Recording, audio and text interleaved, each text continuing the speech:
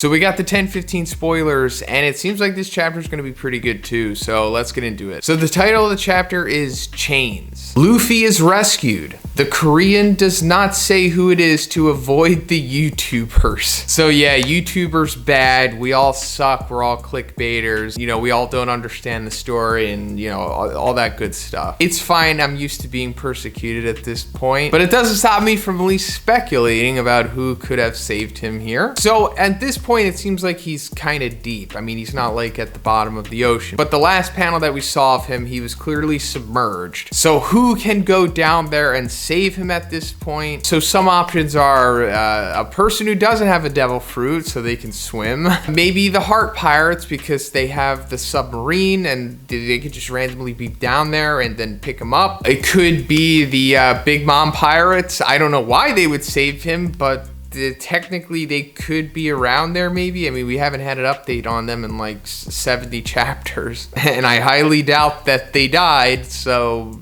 maybe it's them. Like I said, I don't know why they're saving Luffy, or it could just be like this massive coincidence that like they zig and zag at the same time and they inadvertently save him maybe. Another thing that I talked about before is that it could be like that weird octopus thing that was around in the beginning of the Wano arc, because at that point Luffy also fell into the water. I mean, he was like pretty much left for dead at that point, but that random like pseudo sentient octopus thing saved him, and it was also like just a kind of a recurring thing in that whole sequence. And as far as I know, to this day, it still hasn't really been explained what was going on with that thing. But if the octopus does come back into play here and saves Luffy, and then it's revealed what the significance of the octopus is, or how it just ties into the greater significance, then I think that would be pretty cool. But regardless, I just don't have a clear understanding of who is saving Luffy here at this point, but he is for sure being saved. The chapter begins with the reaction of Luffy's allies upon learning of his defeat.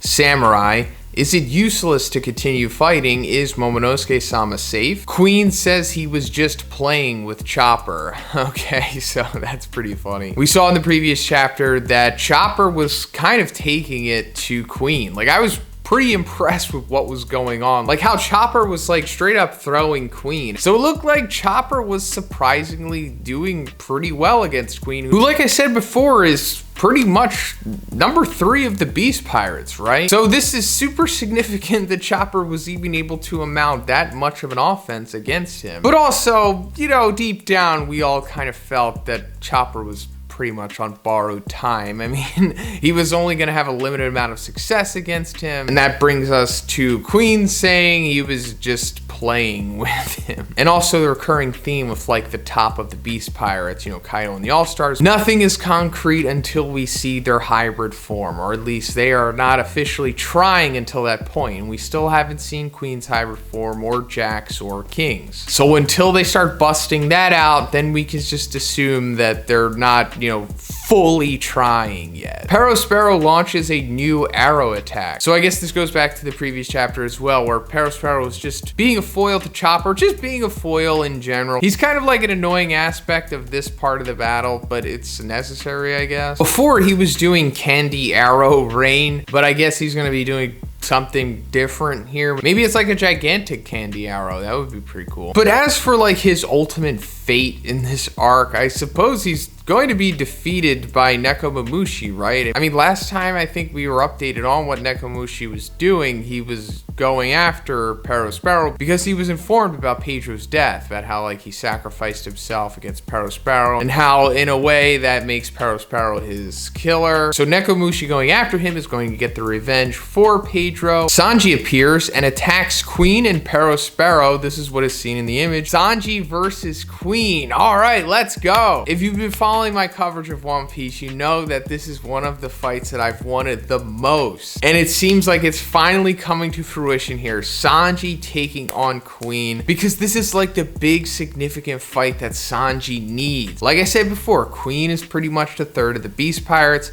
Sanji is pretty much the third of the Straw Hats. And also Queen is like an Okama or something. So this is the fight that needs to happen. And it's looking like this is going to be it. Like no more musical chairs, at least with this battle. And it's going to play out until I guess the end of the arc or something. And it will have like, you know, some significance to it and a definitive outcome. And Sanji desperately needs this huge win coming out of this arc. And from the sketch that the leaker has made, it appears that Sanji is like avoiding getting blasted by Queen, but also kicking him in the face and still holding Zoro at this point, like cigar mummy Zoro. And this also gives me hope for the other match that I want the most, and that's Zoro versus King. And yes, you know, Zoro is, you know, out of commission right now, but I don't think it will always be that way. Now that Sanji is taking over the Queen battle, that's freeing up Chopper, who I'm hoping is going to take over, you know, Zoro duty. And then he's going to do whatever Chopper magic that he does to speed up Zoro's healing. And then he's going to come out of that thing like a cocoon,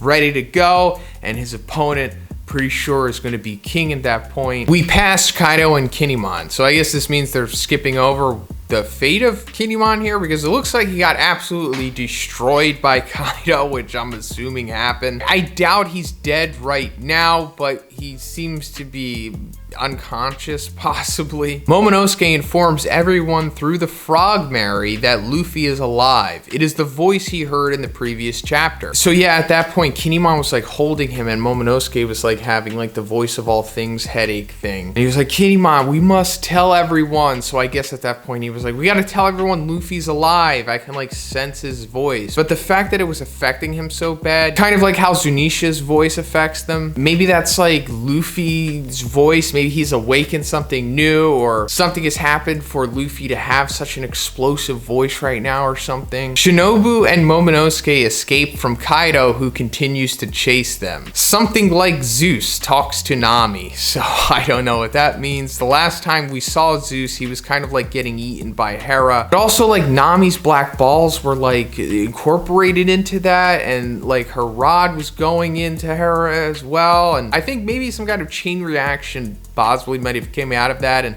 maybe like a new Zeus was formed, or like maybe it's like a Franken Zeus or a zombie Zeus or something. Kid-in-Law versus Big Mom. So this is another matchup that we were speculating about a couple chapters back, and that's come to fruition as well. I'm really looking forward to seeing Kid-in-Law teaming up here. I'm not sure if they're going to be able to definitively take down Big Mom, but I think they'll be able to do something. So Yamato's meeting Kaido here, and he says, Kaido, and Kaido says, call me father, Yamato. And Yamato says, I'm here to break this chain that binds me to you. So it's going to be Yamato here saving Momonosuke and Shinobu from Kaido, who was chasing them. And we might be getting the Yamato Devil Fruit reveal here. I mean, if there's any time to do it, it would be now, right? Because Yamato is definitely going to need it to be able to go against Kaido, who I don't think is strong enough to take down Kaido, obviously. But at least he could just stall Kaido, or, you know, do something in the meantime for Luffy to recover. But yeah, that's pretty much it for the video today, guys. Let me know what you think about this